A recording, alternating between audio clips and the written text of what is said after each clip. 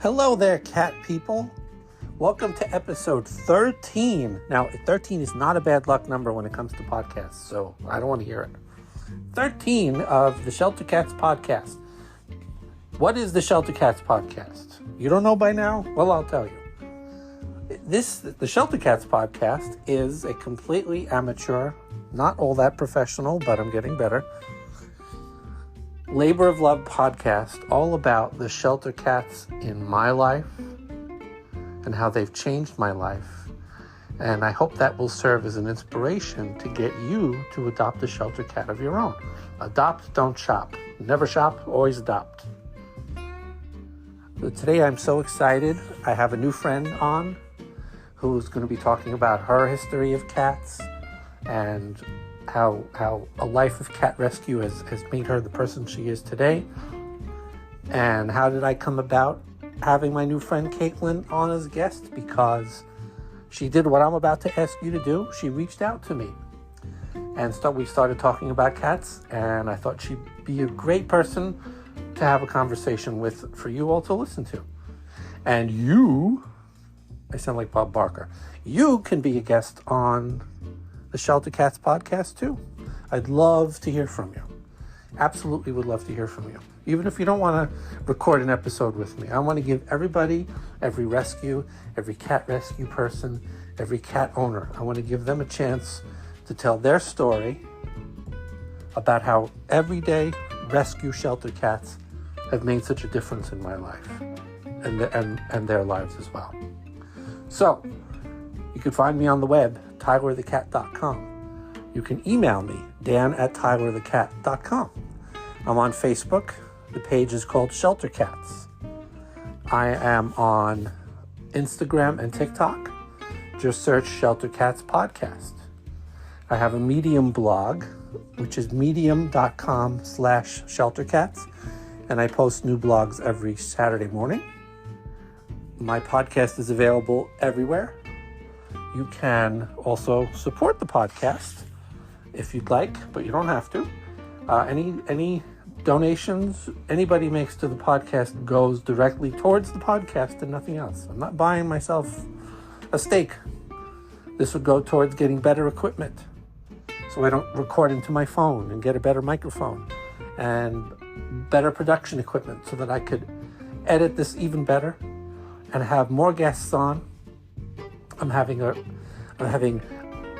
Taylor's Rescue record with me in the near future. I'm having several Long Island rescues record with me all over the summer. And a rescue in Chicago has reached out to me. A rescue person who does animal rescue and does a one-woman show about cats based in Los Angeles. She might be a guest in the near future. So anything I could do to spread the word, I want to hear from you. But if you want to support the podcast, just go on the Spotify podcast link. There's a little dollar symbol, bank looking thing. Also, you could search on Patreon under Shelter Cats. And last but not least, I'm on Twitter at Shelter Cats POD. That's Shelter Cats Pod, POD. So that's all that stuff about how to find me. Please don't be shy. I want to hear from you. And now, without further ado, this is another one in two parts because halfway through the connection got disconnected. Again, we're only as good as our internet and Wi-Fi and cellular connections and all that good stuff, because I record everybody remotely. No studio yet. But this is my friend Katelynn. And Katelynn grew up on Long Island. She is a long-time cat person. And she has a very, very unique way where she had to convince her own mother to let her adopt her first cat when she was 12 years old. And now she lives in New Jersey. She has 7 cats of her own. She's fostering 2 kittens. She's trying to spread the word in New Jersey about finding resources for helping people do animal rescue and find cats homes. And it was just a great conversation where we went on wonderful tangents and covered many, many awesome topics. So without further ado, here is my chat about cats with Katelynn.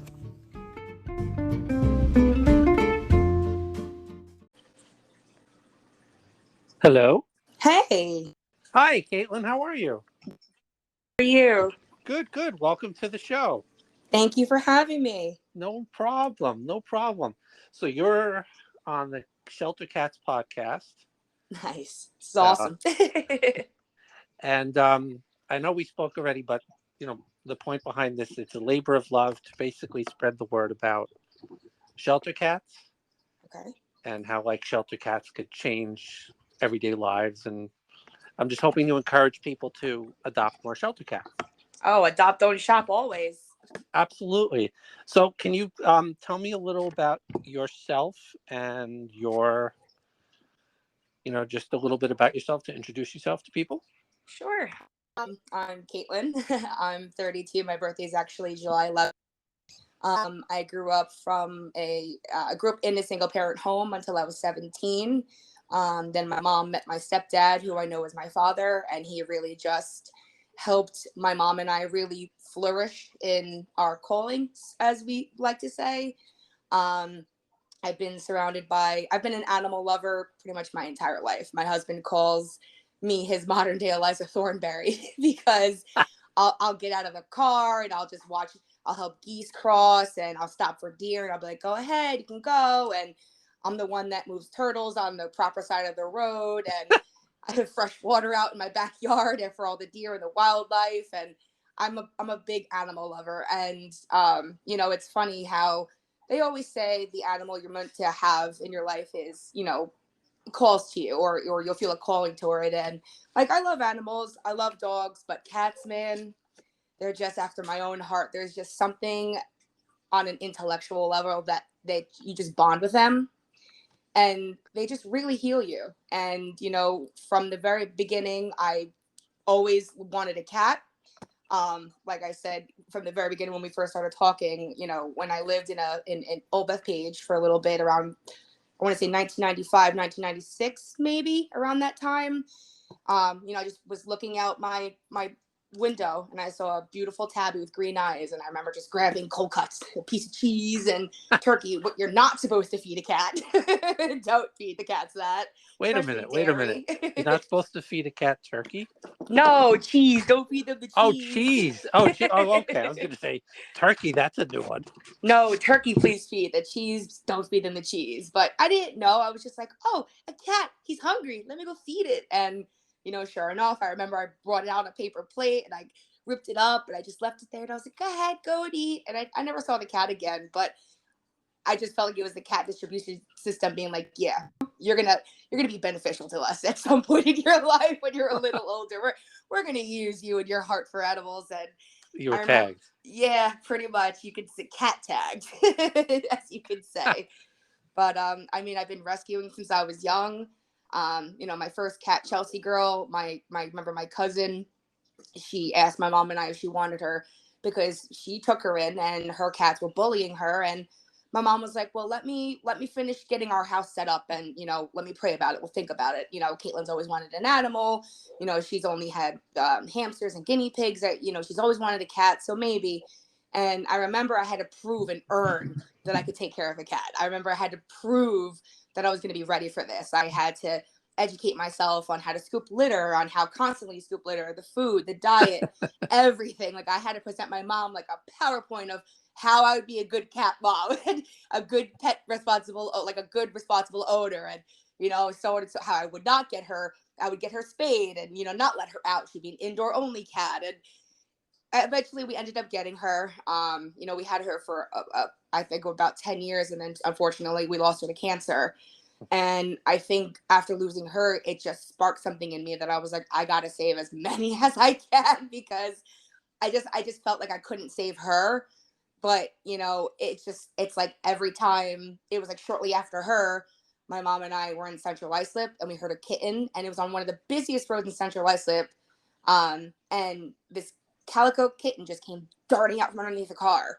And my mom was like, oh my gosh, like, where did you come from? And I remember her scooping her. We went right to Petco and got her a bed and cat toys and everything. And it kind of just lit the fire, for us having cats in our life. And here I am now, 32, married, 7 of my own. 7. Now, how old were you when you got your first cat?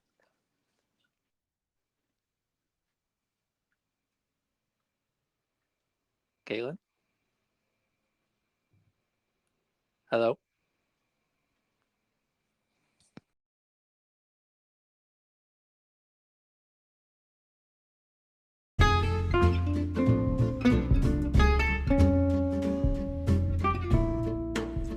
It's me again, your podcast host, Dan the Catman. Dan the Catman. I once went on a date with somebody before my long 9-year awful failed relationship, which we're not going to get into, where she actually called me Dan the Catman. So maybe I should call myself Dan the Catman. But as with my Little Shelter episode, we got cut off mid my asking a question. So this is me bridging the two segments. Hi, Taylor. Taylor's watching me. He's so cute. This is me bridging the two segments. So I'm going to shut up now. And here is part 2 of my awesome conversation with Katelynn.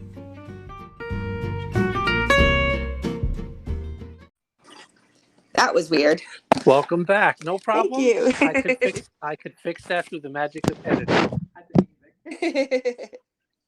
So what I was asking before, whatever happened. How old were you when that happened, when you got your first cat? I want to say my first cat, I got her when I was 12 years old. Did you actually have to do a PowerPoint, or? I just did that because I wanted to prove to my mom how serious I was, because I had hamsters growing up and guinea pigs, but I always wanted a cat. And she was like, it's not like having Matthew, who was my guinea pig, and it's not like having Lincoln, who was my hamster. And I was like, I know, like, I want a cat. Like, I want to be able to cuddle something at night and bond with something that's not in a small cage. And, I have to put it away because I'm going to sleep, and then I'm allowed to take it out and give them free range because I'm home. Like, that's just, I want to have a cat. Like, I want to be able to pet. And she was like, all right, well, I'll think about it. And then, like I said, we ended up getting Chelsea Girl, and we had her for a good 10 years before we lost her to cancer. But I loved her. She was, when I get my cat cafe, she's going to be on my wall. I think a cat cafe is a great idea. Absolutely. And it would actually be for a lot of the independent, my heart goes for a lot of the independent rescuers. Many that I've known, a lot of people who opened up their homes and made their homes into a rescue because there just wasn't, a rescue at that time.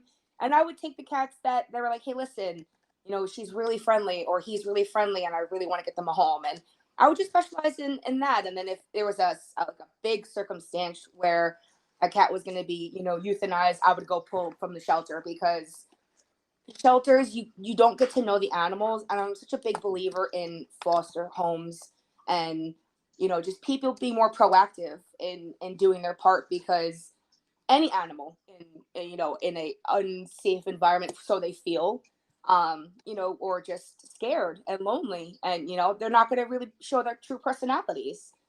Absolutely. For example, I moved down to Jersey during the pandemic. I was one of the many Americans who lost their job during that first wave, and instead of making it into a negative thing, I was like, you know what, I'm going down to Jersey.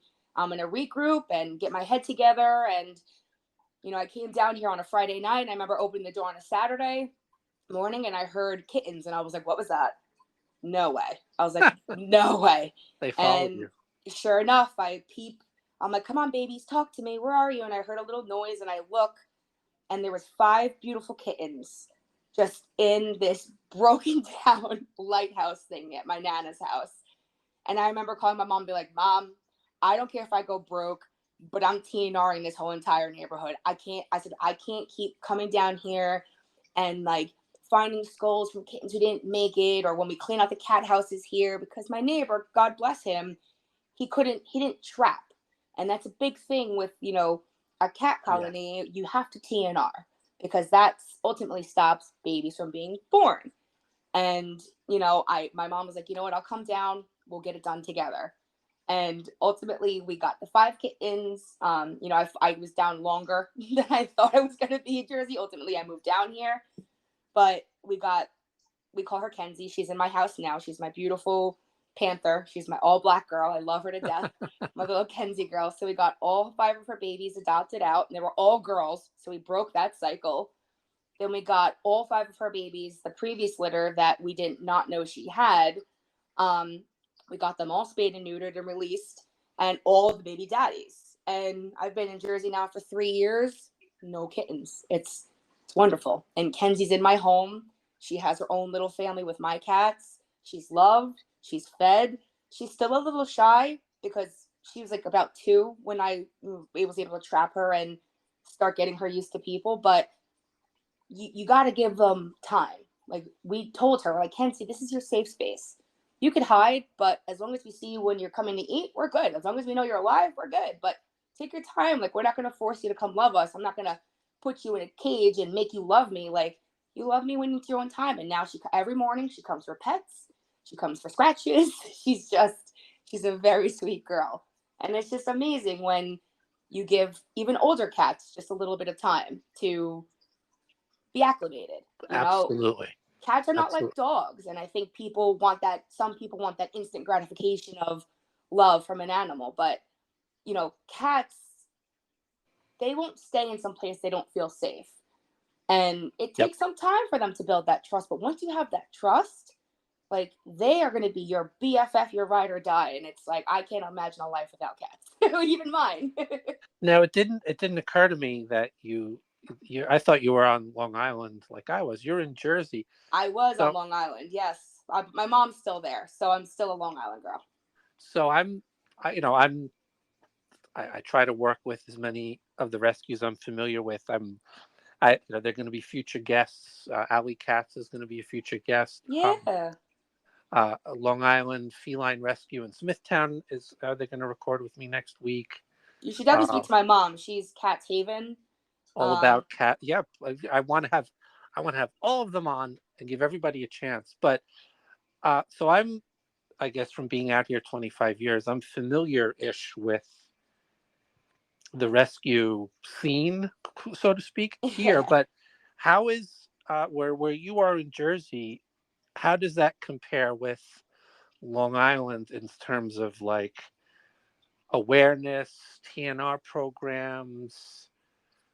It's lacking. Rescue groups, like, where you are in Jersey, do you see a lot of other colonies? Or do your neighbors do this as well?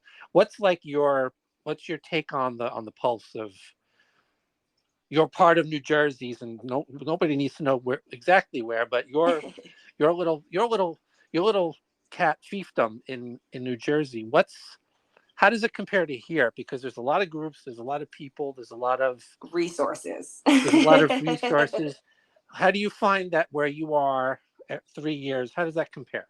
It's not the same. I'll tell you, when my husband and I moved down here, we were like, all right, we're going to get a break from cat rescue, except for the TNR job we did here quickly. But I was like, we're going to get a break from rescue because we don't know anybody down here. We don't have the resources like we do on Long Island. It's not like I can go drive 20 minutes from where I used to live in Huntington to where my mom was in Bayshore and be able to help her with kittens and, sit with the cats and do her help with all the cat chores and all the cats that she had in the Haven while she went to go do another trapping job. And I was like, we get a break. And then God was like, no, you don't.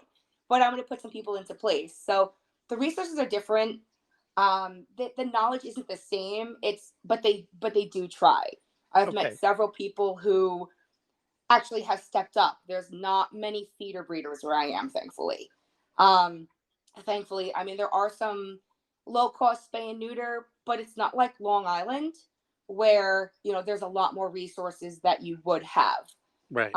Thankfully, the foster failure that we have and the last foster failure we'll have for right now, Francis, he kind of walked into our life when he needed us and put us in touch with a rescue that I'm actually fostering 2 kittens for that we rescued from Seaside Heights not too long ago. So, thankfully we found some resources, but it's not the same as it is on Long Island. Long Island is blessed with the TNR programs and the rescues and the resources and just even the animal food banks that everybody has. Like, it's right. You guys are blessed in so many ways to have that. Like, I hope nobody ever takes that for granted because it's something that, unfortunately, Jersey is lacking, something that can change.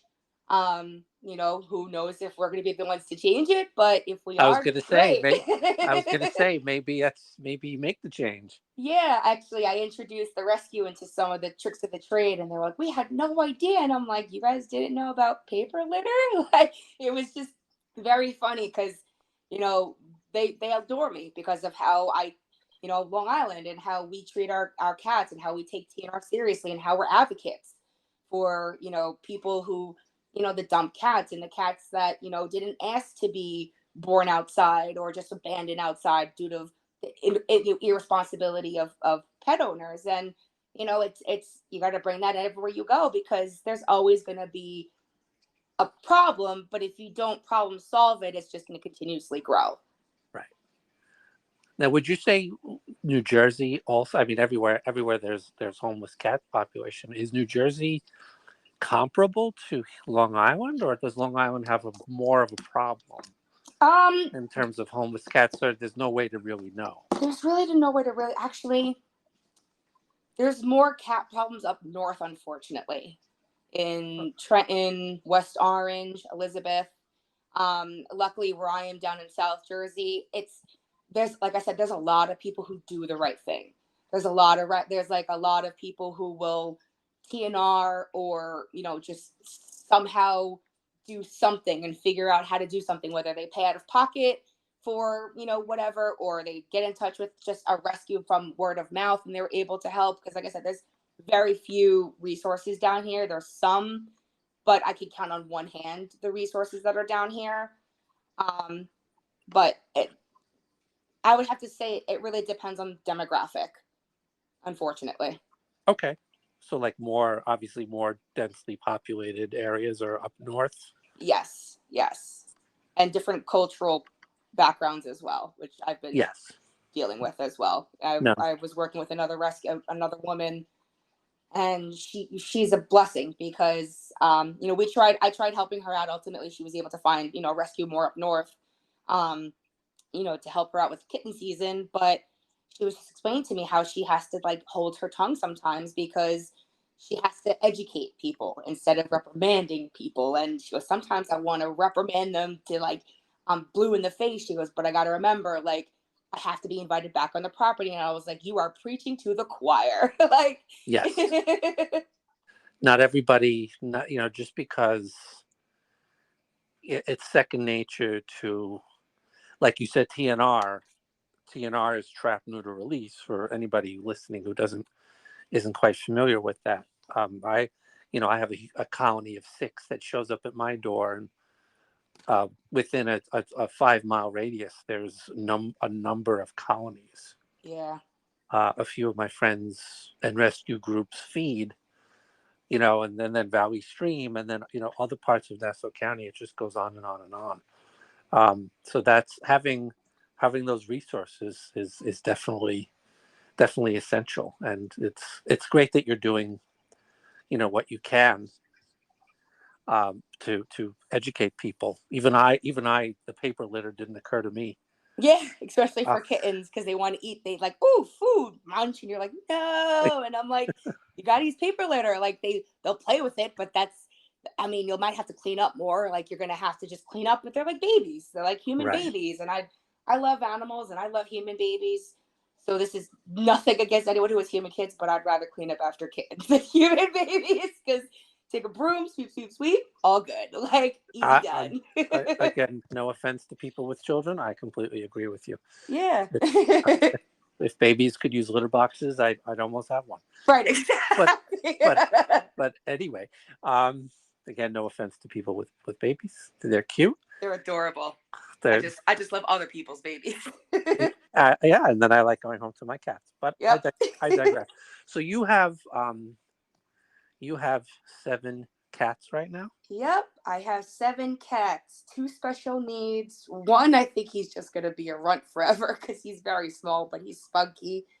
And then I have 2 that were handpicked, but one of them I knew unfortunately the outcome because he was my old roommate's cat. You know, they let her out. She got pregnant, and I was like, "You guys got to get her spayed. Like, this can't happen again." And they're like, "Don't worry, we will." And I was like, "Yeah, okay. Like, make sure you do." And I wasn't trying to get involved because I was moving out, and I was trying to really just get better in my life and be on that better road. And I remember I found out that the remaining kittens were just going to be put in a box and put on the side of the road. So I still had my house key. And I texted him, and I'm like, "Listen, I'm coming down for my 2 cats." And he's like, "2? I thought you were taking," and I was like, "Listen, doesn't matter. You know, I'm taking, you know, Kai and his brother. I'm taking them." And, you know, thankfully I did, because they were the only 2 remaining cats left. And the person that was claiming my cat's brother was not going to take him. And, you know, it just worked out well. And they're my older boys, and they're the only 2 handpicked ones out of this entire tribe. But everybody else was brought to us when I needed them or they needed us. Like my special needs girl, Luna, she is, oh, I love her. She's our one-eyed girl. My husband has a song from her called Eye of the World. And I thought she was just going to be a runt forever. She was so sick when we got her. And it turns out she's just this alpha girl who just controls the house. She keeps everybody in line. And she sits under where the 2 foster kittens are. She sits underneath that table where they're up, and she just guards it. She's just, you wouldn't have expected that from such a sick kitten. And the vet says she's blind, but I don't believe she is, because she's just a very remarkable cat. She knows where everything is in the house, and we've moved we've moved once since we've had her, from Huntington to Jersey. And then we've had to put new furniture around because we, you know, moved into a house, and she's acclimated perfectly fine. And I'm like, "Are you sure she's blind?" Because I think she just has you fooled for pets, because she's not blind. And so you have 7, and how many are you fostering? 2 little girls. Two kittens. And does everybody get along? They do, thankfully. My mom actually complimented me, and it was like the best compliment I've received. When people compliment your cats, it's like a very high compliment. Because And if they don't, they're not my friends anymore. Yeah, exactly. But like it's their home, and like if my cats want to rub on you and you're cool with that, like you're more than welcome in my house. And you know, not everybody who comes into my house are cat people, but they respect me. And by the time they leave the house, they're like, "We love your cats. They're great. Like your cats are great." And my mom said, "You guys have the nicest bunch of cats, because they get along. They just love. They're just Aww. They're a good bunch. We really are blessed. We have 2 orange babies. We have a black cat. We have a diluted tortie. We have a striped tabby. Wander, he has like these unique. He's a tabby as well, but he's a unique coloring. He has like almost leopard coloring on him. Cool. And then we have Benny, who's our little plumpy gray boy. He's so cute. He actually talks back. I have 5, and my last 3 have been foster failures, because I'm the world's worst foster person. And and you know, you said people compliment. I call it feline harmony. Yeah. I have feline harmony, and my most recent tailor, I'm sure you saw the posts. He was pulled from ACC by alley cats. Yes. With hours to go before, you know. Yep. And the first night he cried and cried and cried because his brothers didn't make it, and he was kicked out, and his owner died, and the super of his building kicked him out, and his brothers got sick because it was cold. Oh. So he was the last survivor of his entire family. And the first night he cried, and he was so confused. And now he's sitting on my side table, and he's the sweetest. Yeah. He's not, like you said, you know, your cat is fooling people into thinking she's blind. I have asked him for a driver's license. I don't think he's 13, because he plays like a kitten, and my 2 3-year-olds look at him like, "Dude, slow down. We're exhausted." And he just goes and goes and goes and goes and goes until he passes out, because he's just, you know, he's just the happiest boy. He had his own episode, because I wasn't expecting to take him in. My friend tagged me in a post on Facebook, and I looked at his face, and I'm like, yes, I could fit one more into my apartment. Yes, of course I can. Yes, I can. Yes, I can. If I move this cabinet and move this, I could definitely. Yup, perfect. I could do this. It's not a problem. So yeah, they definitely, they, like you were saying, they pick you out, and this has been absolutely great. Just learning about your cats, and this is my point. Shelter cats, normal, everyday, not not a fancy schmancy cat that you go and buy from a breeder. You don't need that. Just go into a shelter or go find a rescue group or a foster group, and just, they're amazing, amazing cats, and they're the most appreciative, thankful. My last two, my orange boy was in a colony by JFK, and he thanks me every day for every meal I give him. He thanks me. Oh. Like, dude, no one's gonna not feed you, but he's still like, oh, thank you, this is so good, thank you so much. Yeah, they're just so forever thankful that like you gave them a shot. And I remember when my husband finally pet our Kenzie girl, because we're used to having cats that we've fostered and rescued, or like Benny, we adopted him from my mom because he was just so sweet and he chose me. I remember he was running in my mom's house and he just stopped and looked at me and he was like, you. He gave me the belly and I was like, oh God, don't do this to me. I can't take you. Like, there's no way. And then sure enough, he's home. And I remember when I brought him home, he like walked into the house. He was like, what up, guys? I'm home. He's just a funny cat. But I remember when my husband sent me the video of when he finally pet Kenzie, he's like, I'm crying. He's like, I'm Oh, literally crying right now. He's like, this is all I've ever wanted. And I was like, oh my gosh. Like, and he was not a cat person. Like, we went on our first date and I was like, oh, by the way, I have cats. I Like, was I was gonna like, ask. That was my next question about is your husband as big a cat person, and how did that? he'll tell you he is not a cat person, but he loves his cats. And he says he's not a cat person, but the two fosters we have, guess whose call it was to get them?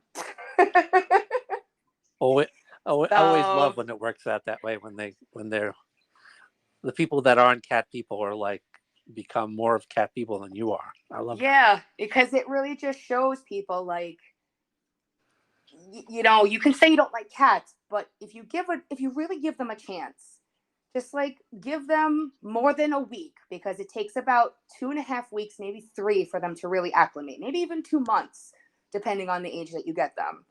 But you got to put them in a room, get them a litter box, get them food, water. You go in after work, you go in before work, spend an hour to 2 hours with them, talking to them, even if you're just sitting reading a book. Like, people have to realize it takes some time. And you could still do daily stuff. You don't have to sacrifice 16 hours, but read a book for an hour while you're in there with the cat. Like, they forever do change your life. I like I said, I love all animals. I love dogs, but cats, they have this love for you that they're just forever thankful. Like, when you adopt one, when you do a foster failure, Francis is sitting next to me right now, and he's forever grateful because the poor woman, I remember her crying to me. She was like, I think I'm failing him. He won't let me touch him. Every time, I go to get him, he backs in the cage. And I was like, bring him to me. I'll foster for him. And I'll give me about 2 weeks. I'll have him purring. Sure enough, within 12 hours, I sent her a picture. He was playing. He was showing belly. She was like, what did you do? And I was like, I was like, I just let him be him. I was like, I just let him be him. I said, I held him and I let him know he was safe, and I gave him food and water. And then I made like a little bridge for him to connect from, the cage to the bed. And I just sat in the bed. I put on the TV and I sat in the bed, and he came out and he went back in. He would come out and go back in. And I'd be like, you're good, buddy. You're good whenever you're ready. And then I remember he just leaped, and then he was like, this is awesome. He would just play. And they were like, wow. And I remember when we called them like, hey, we have 2 kittens that we just rescued from Seaside. I left her the voice, and I was like, so remember how you always wanted me to foster for you? And she was like, what's going on? And I was like, we just rescued 2 kittens. She was like, good girl, proud of you, thank you. She was like, get them safe and figure it out later, just the way I roll. And I was like, yeah, well, I know you guys would be happy to take them into your rescue as long as I fostered. I was like, and I know your rescue. So she's like, no, thank you for calling me. And it just worked out well. But again, the resources are not the same that we would have had on Long Island. If it was Long Island, I would have been able to call my mom. she would have been like, okay, bring them over. We'll get them, immediate, stabilization care, sub-Q fluids if needed. We'll give them a flea bath, which I did anyway. But just she has all, the tools. She's, she does independent rescue. She does TNR. She also, rehabilitates. I can't even tell you how many adult cats she's even rescued and got off the streets, and then either got them into a sanctuary or just worked with them and was able to get them adopted because they weren't feral. They were just scared. They were in survival mode. So, the resources are limited, but when a calling calls to you, the resources, find a way to be put in your path, thankfully. Yep, for sure. Well, listen, Katelynn, this was amazing. I could talk to you for hours, but Yeah. we'll have you back for future episodes. This was awesome. This is the point behind the podcast. Shelter cats, regular cats, rescue cats can change your life and Always help your life. I wouldn't be here without mine. And obviously, they've had a massive impact upon your life, and soon you're going to become the world's greatest New Jersey rescue person for cats. Yeah, absolutely. Big advocate as well. That is your mission. But thank you so much. This was awesome. And we'll talk again soon. Yes, thank you again so much for having me. It was really a pleasure and an honor. And adopt, don't shop. Damn right. Thank you. Thank you. Bye. Bye. Bye.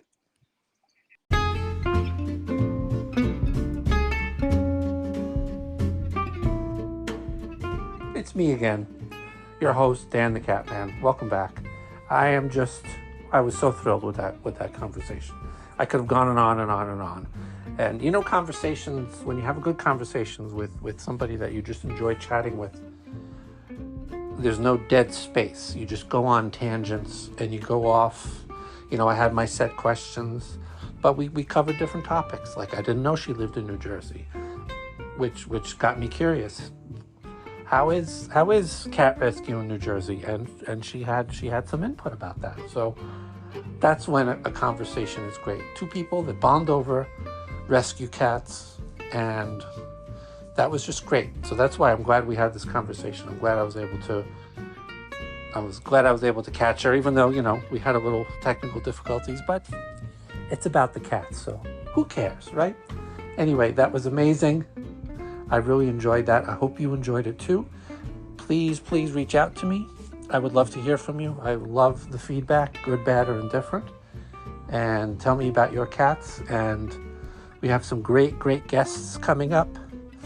I had intended for this podcast to just be about me rambling about my cats and my own opinions, but so many people reached out wanting to just talk to me, and I've connected with so many groups who are interested in recording. I'm just enjoying having chats with people about cats and just giving everyone an opportunity to spread the word. So that makes me happy. Taylor just curled up next to me, so he makes me happy.